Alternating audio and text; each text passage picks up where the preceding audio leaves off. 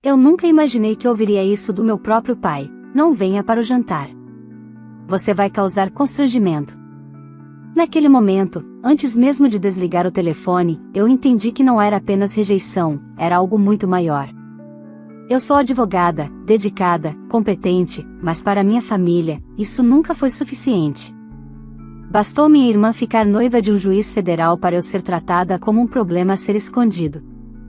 O que eles não sabiam é que, ao tentarem me excluir, eles abriram a porta para uma verdade sombria, uma verdade que envolvia interesses, segredos e uma rede de manipulação que eu jamais imaginei. E quando eu comecei a juntar as peças, tudo mudou.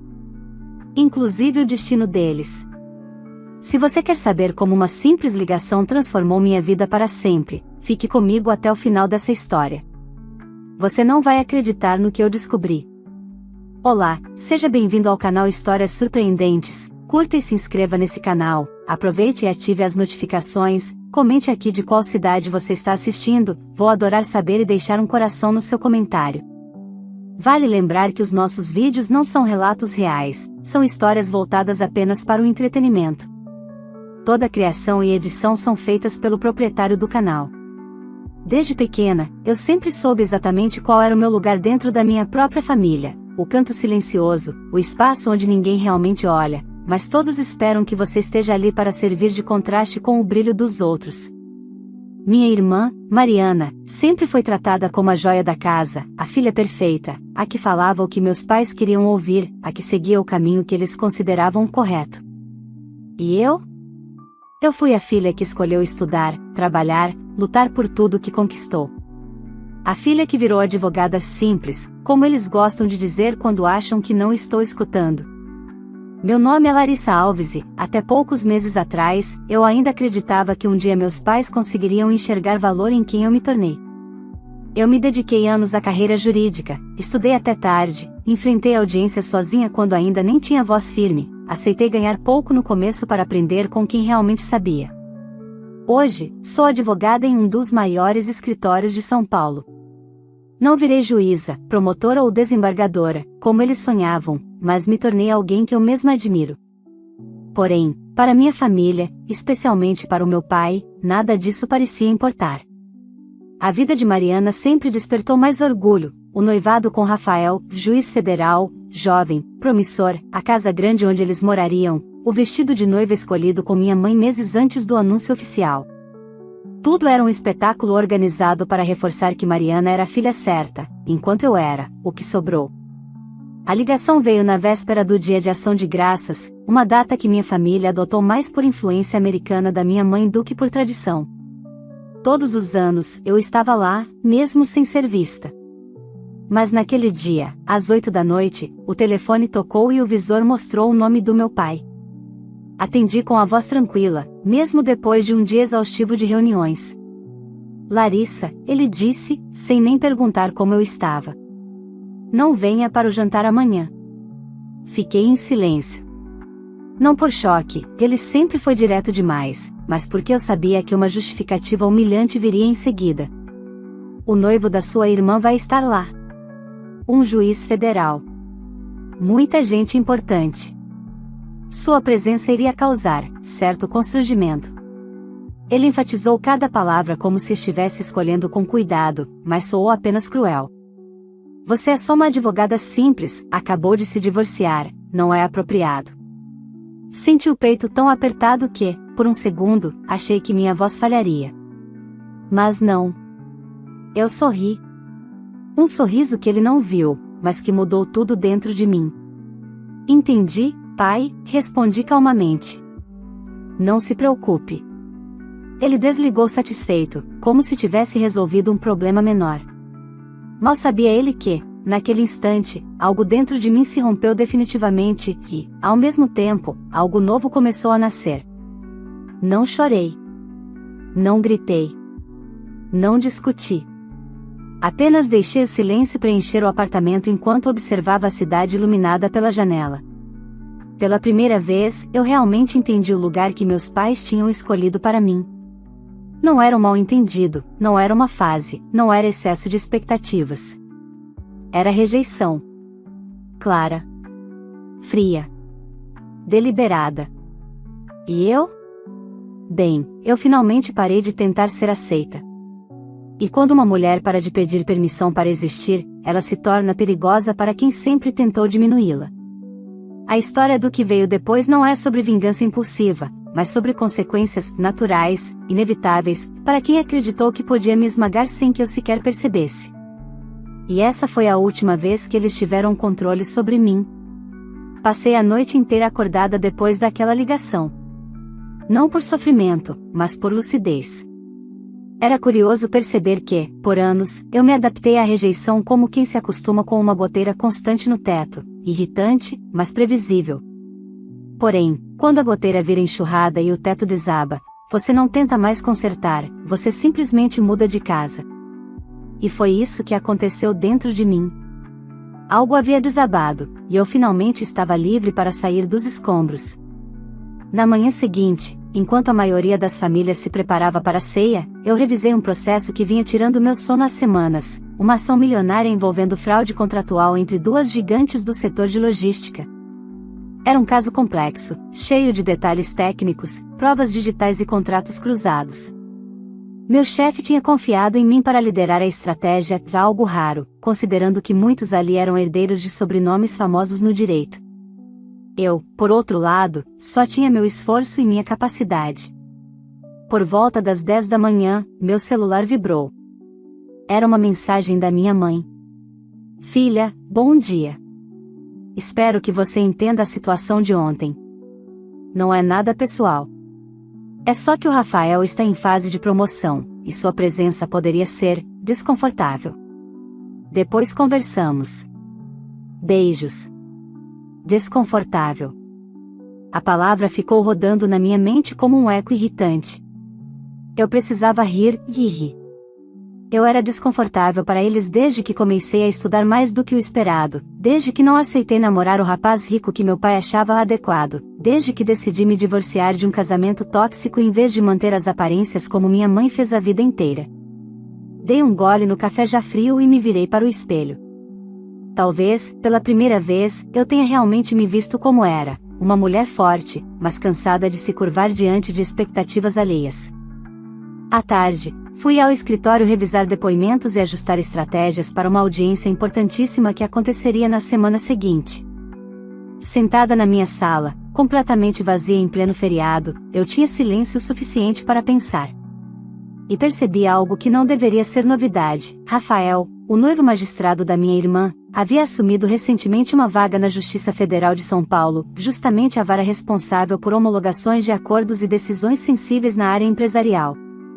E foi então que uma memória incômoda emergiu. Durante o noivado da Mariana, meu pai comentou, achando que eu não estava ouvindo, que com um juiz federal na família, tudo fica mais fácil.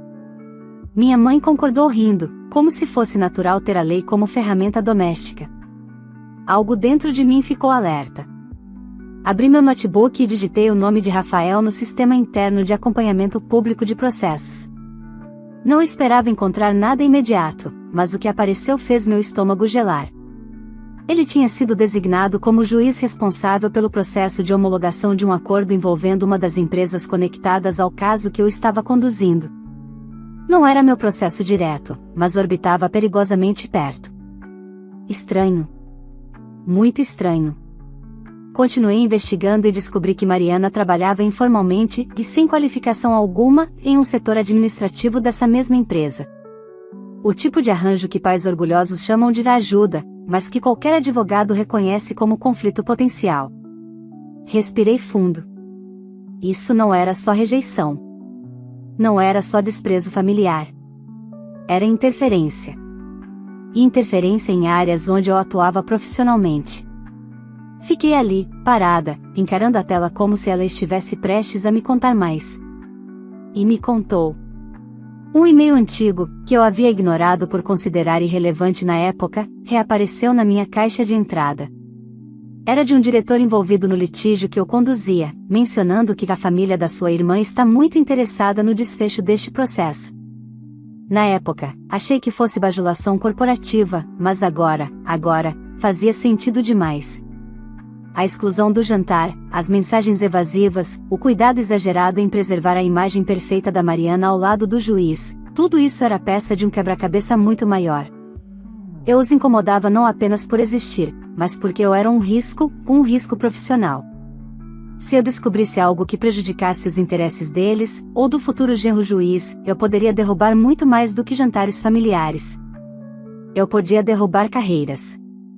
E foi nesse instante que percebi que aquela ligação não tinha sido um ataque emocional.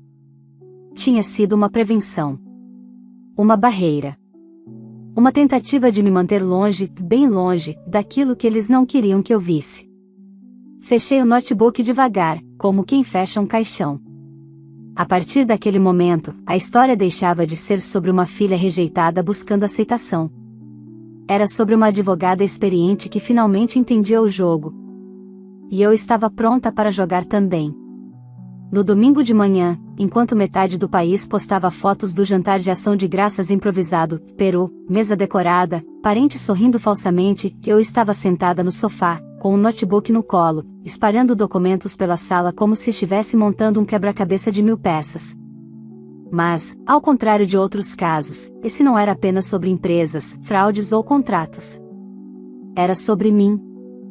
Sobre minha família. E sobre a linha fina entre ética e poder. Quanto mais eu analisava, mais padrões suspeitos apareciam. A empresa onde Mariana trabalhava havia fechado 3 contratos expressivos nos últimos meses, contratos que dependiam diretamente de decisões em varas federais. Varas, onde Rafael tinha trânsito privilegiado. Coincidência? Talvez. Mas eu não acreditava em coincidências quando elas se acumulavam. Ao meio-dia, meu celular tocou. Era meu chefe direto, Dr. Alberto, um dos sócios mais renomados do escritório. Atendi imediatamente. Larissa, desculpe incomodar no feriado, ele disse, com a voz urgente. Mas preciso que você venha ao escritório. O cliente quer discutir algo importante antes da audiência de quarta-feira. Claro. Eu estaria lá. Quando cheguei, encontrei a sala de reuniões com luzes acesas e 3 pessoas esperando, Dr. Alberto, o diretor jurídico da empresa que eu representava e um consultor de compliance que eu não conhecia. Havia café, papéis espalhados e um clima pesado no ar, como o prenúncio de uma tormenta. Larissa, o diretor começou, descobrimos algo esta manhã. Algo delicado. Ele deslizou um documento para mim. Meu coração acelerou. Era um e-mail de Mariana, minha irmã, que enviado para um gerente da empresa, citando, entre outras coisas, detalhes sobre o processo em que eu atuava. Detalhes que só alguém com acesso interno poderia saber. Como ela teve acesso a isso? Perguntei, tentando manter a voz estável. Ela trabalha no setor administrativo financeiro, respondeu o diretor. Pelo visto, tem contato com documentos que não deveria. Não deveria mesmo. O consultor de compliance pigarreou. Há outro ponto. O juiz federal Rafael Bezerra, noivo da sua irmã, é amigo pessoal de um dos executivos envolvidos no litígio. Eles aparecem juntos em eventos fechados, confrarias, reuniões informais. A respiração faltou por um instante. Não por surpresa, mas pela confirmação de tudo o que eu já suspeitava. Dr. Alberto cruzou as mãos na mesa. Larissa, você é a única que não pode tocar diretamente nesse ponto, o conflito é pessoal demais. Mas precisamos analisar se existe risco de interferência indevida. Pela primeira vez em anos, eu senti o peso do sobrenome da minha família me puxando para baixo, como se cada decisão deles fosse uma âncora presa ao meu tornozelo. Vocês acham que eles estão usando o Rafael para influenciar o processo? Perguntei. O diretor hesitou. Não sabemos. Mas algo está errado. Saí do escritório horas depois com uma pasta carregada de documentos e a mente fervendo. No elevador, a sensação de estar caminhando em um campo minado só aumentava. Cada nova informação revelava mais do que eu estava emocionalmente preparada para admitir. Minha própria família poderia estar envolvida em manobras que afetavam minha carreira. E a pior parte? Eles não imaginaram que eu seria capaz de perceber. Sempre me subestimaram tanto que nem sequer cogitaram me ver como uma ameaça. No caminho para casa, decidi dar um passo que estava adiando, ligar para minha amiga e investigadora particular, Ana Paula. Eu confiava nela havia anos, discreta, competente e direta ao ponto. Ana, preciso de um levantamento, eu disse assim que ela atendeu. Relações profissionais e pessoais entre Rafael Bezerra, minha irmã Mariana Alves e a empresa Transvale, além de outros contratos públicos que passaram por varas federais. É urgente. Ela não fez perguntas, apenas respondeu, entendido. Te envio tudo amanhã cedo. Quando desliguei, senti o ar gelado entrar pela janela semi-aberta do carro. Era irônico, enquanto minha família organizava jantares perfeitos e fotos impecáveis, eu estava no meio de um redemoinho que envolvia ética judicial, tráfico de influência e possíveis crimes corporativos. À noite, recebi uma mensagem no grupo da família. Mariana havia postado uma foto dela e de Rafael no jantar. Ação de graças perfeito. Família é tudo, família é tudo. A frase piscava na tela como uma provocação cruel. Teclando devagar, escrevi uma resposta curta no privado para ela, linda foto. E só.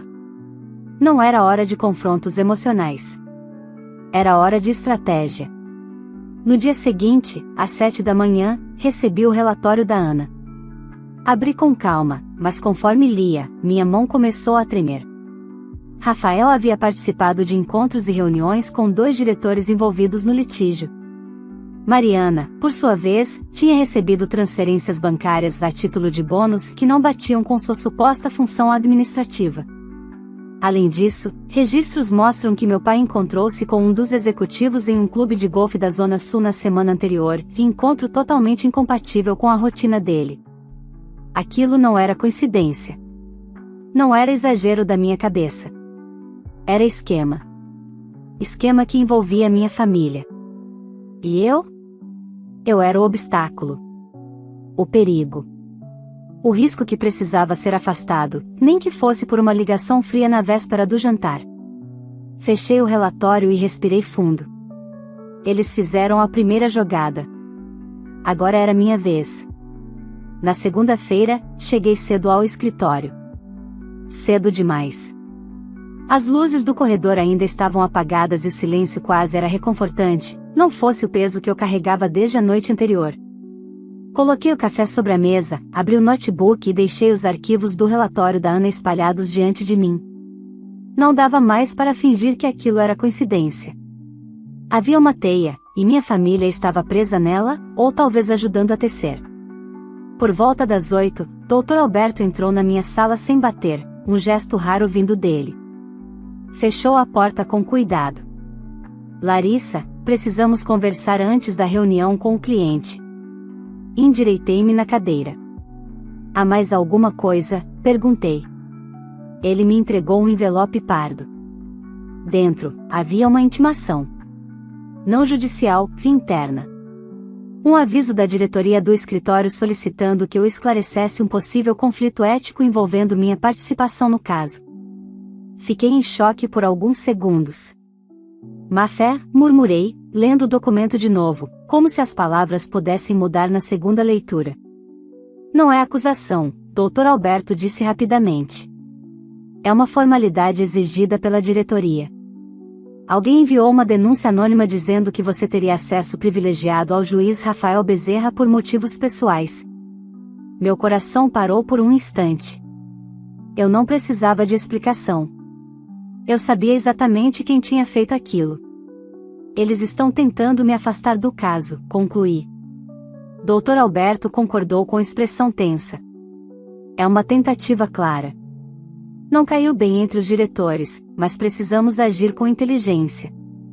Respirei fundo, deixando a ironia da situação me invadir. Enquanto eu investigava a influência de Rafael no processo, alguém, muito provavelmente Mariana ou até meu próprio pai, havia tentado transformar isso contra mim. Só que eles cometeram um erro crasso, subestimaram minha capacidade de defesa. Vou responder à diretoria com provas, eu disse, puxando o relatório da Ana. Inclusive com informações que podem interessar ao setor de compliance.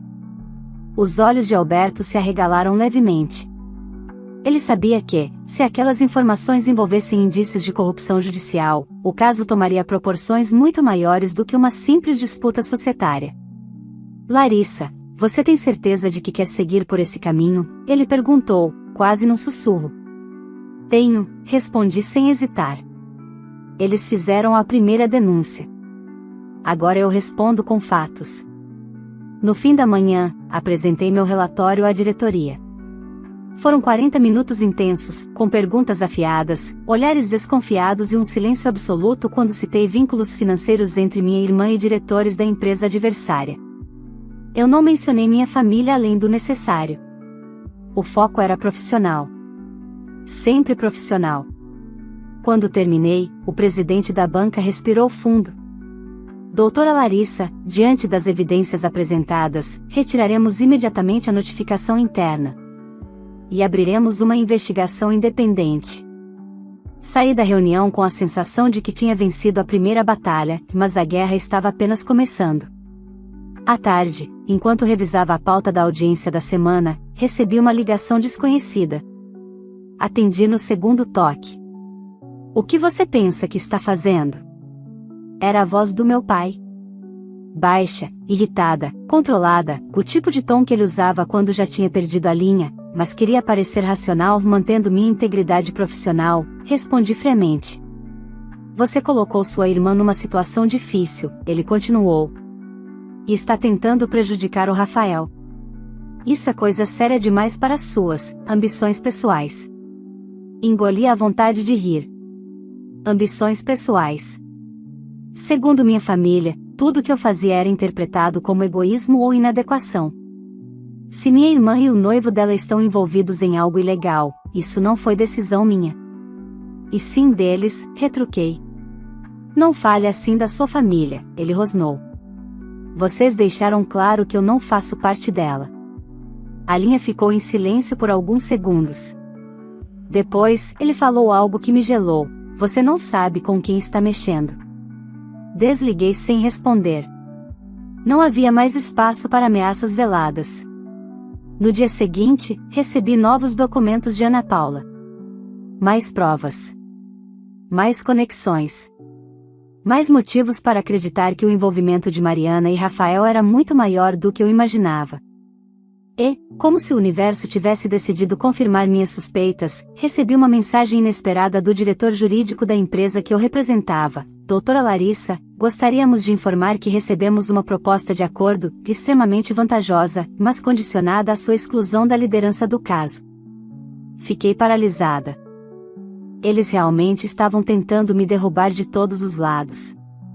Respirei fundo e liguei imediatamente para o diretor. E qual é a posição da empresa? Perguntei. Não aceitamos. Queremos você no caso. A resposta me pegou de surpresa. Mas precisamos conversar pessoalmente. Há algo acontecendo por trás disso, e não temos clareza total. Marcamos uma reunião para o dia seguinte. Quando desliguei, me permiti encostar na cadeira e fechar os olhos. A engrenagem estava girando rápido. Minha família estava envolvida demais. E, no meio desse turbilhão, eu começava a enxergar algo mais profundo. Aquilo não era apenas uma disputa judicial. Era uma tentativa de silenciar uma advogada que eles nunca acreditaram ser capaz de enfrentá-los. Mas agora era tarde demais. Eu estava vendo demais. Sabendo demais. E eu não recuaria. Na manhã seguinte, cheguei à sede da empresa representada pelo escritório. O prédio era imponente, cheio de vidros espelhados, mas naquele dia parecia carregado de tensão. O diretor jurídico, Henrique, me aguardava na recepção. Ele parecia mais cansado do que de costume. Vamos para a sala de reuniões.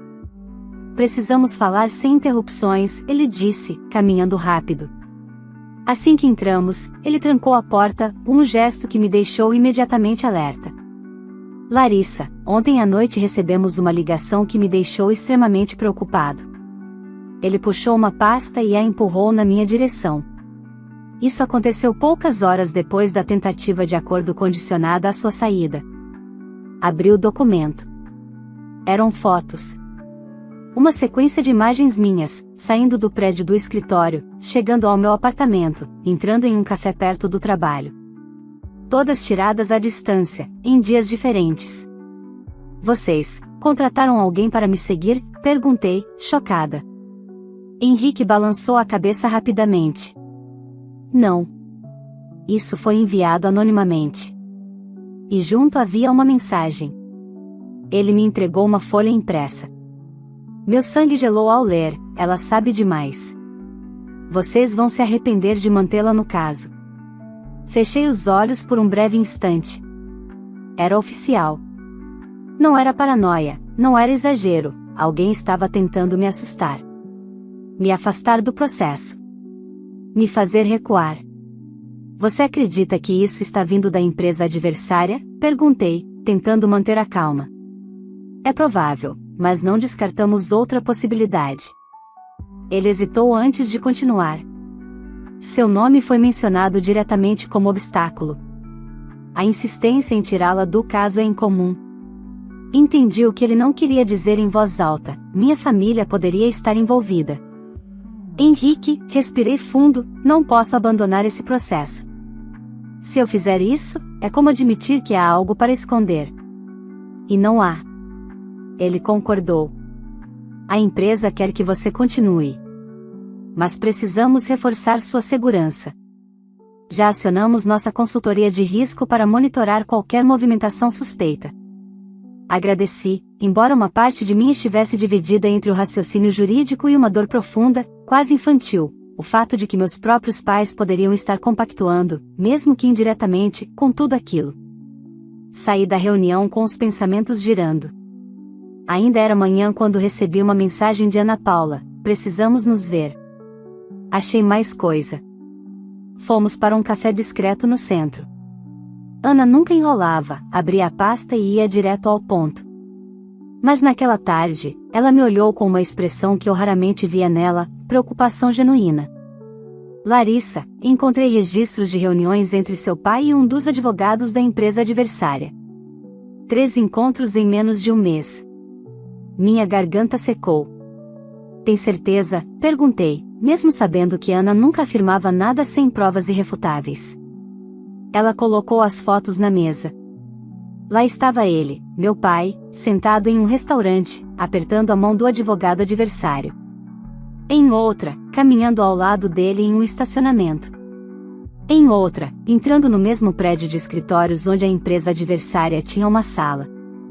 Meu peito apertou como se alguém tivesse colocado um peso enorme sobre ele.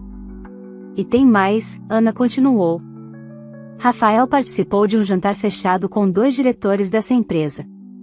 Está registrado em agendas institucionais. Não é ilegal por si só, mas é altamente impróprio. Passei a mão pelos cabelos, tentando respirar. Por que eles fariam isso? Murmurei. Ana fechou a pasta, cruzando os braços. Porque você é o problema para eles. Você pode expor o que está acontecendo. E, pelo visto, sua família prefere proteger o futuro genro do que proteger você. A verdade era dura. Cruel. Mas era a única que fazia sentido. Naquela noite, recebi outra ligação do meu pai. Larissa, sua voz estava mais baixa, mais irritada do que na última vez. Você está investigando sua própria família? Fotos? Relatórios? Quem você pensa que é? Fechei os olhos, cansada. Uma advogada protegendo sua carreira e sua integridade. É isso que eu sou. Você está destruindo a vida da sua irmã, ele gritou. Não. Eles se colocaram nisso. Eu só estou enxergando. Houve silêncio. Um silêncio que parecia cheio de ódio. Se você continuar, não terá mais família. Respirei fundo. Doeu. Claro que doeu. Mas a resposta saiu de mim com uma estranha serenidade. Eu nunca tive, pai. Não do jeito que imaginava. E desliguei. Passei o resto da noite revisando cada peça, cada documento, cada detalhe do processo. Quanto mais eu analisava, mais tinha certeza de que aquilo não era apenas corrupção eventual, era uma rede. E, de alguma forma, minha família fazia parte dela. Quando finalmente fechei o notebook, percebi que a dor que eu sentia tinha se transformado em outra coisa: clareza. Eu estava sozinha. Completamente sozinha. E, pela primeira vez na vida. Isso não me assustava. Isso me fortalecia. Porque agora eu não tinha mais nada a perder. A audiência decisiva foi marcada para a quarta-feira da semana seguinte. Uma data aparentemente comum, mas que para mim representava um divisor de águas, não apenas no processo, mas na minha vida inteira. Eu sabia que aquela sessão colocaria em jogo tudo o que eu era: advogada, mulher, filha rejeitada que finalmente enxergara a verdade sem filtros. Na manhã da audiência, acordei antes do despertador. Tomei banho em silêncio, prendi o cabelo e escolhi o terno azul marinho que sempre usei em julgamentos importantes. Não era superstição, era identidade. Uma pequena lembrança de que, quando eu pisava em uma sala de audiência, ninguém podia me diminuir. Ali, eu era apenas competência, e isso sempre foi suficiente. Cheguei ao Fórum Federal com 20 minutos de antecedência. A entrada estava movimentada, advogados apressados, estagiários carregando pastas, servidores correndo com pilhas de processos. Ana Paula me acompanhou até a porta principal. "Qualquer coisa, me liga", ela disse. Eu sabia que podia confiar nela. Era, ironicamente, a única pessoa que eu podia confiar naquele momento. Quando entrei na sala de audiência, a bancada da empresa adversária já estava montada, repleta de advogados engravatados. Reconheci um deles imediatamente, o mesmo que aparecia nas fotos com meu pai. Ele me lançou um olhar rápido, quase desdenhoso, como quem observa alguém que já considera derrotado. Mas o que realmente me surpreendeu foi ver, sentados discretamente no fundo da sala, meus pais e minha irmã. Mariana estava com as mãos entrelaçadas, como se estivesse prestes a participar de uma cerimônia importante. Rafael, ao lado dela, mantinha a expressão séria de sempre. Meu pai me olhou com uma mistura de frieza e irritação, minha mãe desviou o olhar quando percebeu que eu os havia visto. Era quase irônico. Eles me expulsaram do jantar de ação de graças por eu ser um constrangimento, mas tinham decidido aparecer justo na audiência mais sensível da minha carreira. Não por mim. Eu sabia. Eles estavam ali para monitorar o que eu sabia, para garantir que nada escaparia do controle deles. Quando o juiz entrou, a sala se levantou. Ele cumprimentou todos e deu início aos trabalhos. A empresa adversária apresentou sua defesa, cheia de argumentos ensaiados e documentos que tentavam mascarar inconsistências. Eu estava calma. Observava. Esperava. Sabia que minha hora chegaria. Quando o juiz me autorizou a falar, levantei-me com a serenidade de quem já aceitou qualquer consequência. Caminhei até o centro da sala e respirei fundo. Excelência, antes de entrar na análise técnica do caso, preciso registrar um ponto de extrema relevância. Os advogados adversários se remexeram. Meu pai se inclinou para a frente. Rafael, por sua vez, manteve-se imóvel, mas seus olhos endureceram. Nas últimas semanas, continuei, surgiram tentativas de me afastar deste processo por meio de denúncias anônimas, fotografias tiradas sem meu consentimento e propostas de acordo condicionadas à minha saída da liderança do caso. O juiz franziu o senho. Além disso, vieram à tona indícios de que pessoas externas ao conflito, mas com laços pessoais com membros da empresa adversária, participaram de encontros discutíveis com a intenção de influenciar o resultado. O advogado adversário se levantou abruptamente. Protesto. A advogada está insinuando que estou apresentando fatos. Minha voz cortou o ar como lâmina. E tenho provas documentais, testemunhais e registros de movimentação financeira que sustentam cada afirmação. O juiz pediu silêncio e me autorizou a continuar. O ambiente mudou. De repente, cada palavra minha parecia ecoar mais alto do que deveria. Excelência, minha atuação neste processo sempre foi estritamente profissional. Mas descobri, contra a minha vontade, que indivíduos diretamente ligados a mim tentaram agir para manipular ou influenciar decisões, colocando em risco não apenas este processo, mas a integridade do sistema como um todo. Parei por um instante. E então finalizei, com a voz firme, sem tremer, e deixo claro que não compactuo com isso. Não tenho vínculo com essas práticas. Pelo contrário, trago tudo à luz justamente para impedir qualquer interferência externa. A sala ficou em silêncio. Profundo. Denso. Meu pai baixou a cabeça. Mariana olhou para Rafael com pânico evidente. Rafael, pela primeira vez, pareceu perder o controle da expressão. O juiz determinou a instauração imediata de uma investigação paralela e deu continuidade à audiência. No final da tarde, proferiu uma decisão forte, clara, sem brechas. A empresa que eu representava venceu. E venceu com todos os méritos expostos, documentados e reconhecidos. Quando saí da sala, jornalistas tentavam aproximar-se, mas Ana me puxou discretamente para o lado. Você sabe que isso vai cair na imprensa, né? Essa investigação, esse envolvimento, concordei. Que caiam. A verdade sempre cai. Enquanto caminhava para o estacionamento, ouvi meu nome. Larissa, espera. Era minha mãe. Ela vinha apressada, com um olhar desesperado, como se esperasse que eu parasse. Atrás dela, meu pai permanecia rígido, e Mariana tentava disfarçar o pânico. Filha, por favor, a gente precisa conversar. Olhei para ela como quem olha para estranhos. Vocês me chamaram de inconveniente. Me expulsaram de casa. Me deixaram sozinha quando tudo isso começou. Agora querem o quê? Que eu proteja vocês. Não foi isso que quisemos, minha mãe começou. Foi exatamente isso, interrompi. Eles ficaram parados, em silêncio. Pela primeira vez, percebi que estavam com medo. Não de mim, mas do que eu poderia revelar. Respirei fundo, ajustei minha pasta no ombro e disse, com calma, vocês não precisam se preocupar. Eu nunca farei nada por vingança.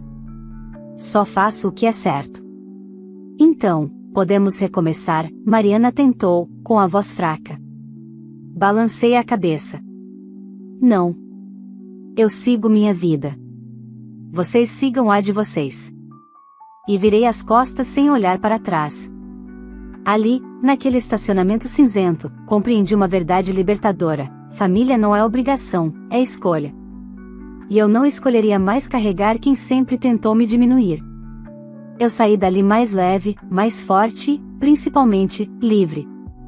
Se essa história tocou você de alguma forma, não esqueça de deixar o seu like, porque isso ajuda muito o canal a alcançar mais pessoas que também gostam de histórias fortes, emocionantes e cheias de superação como essa.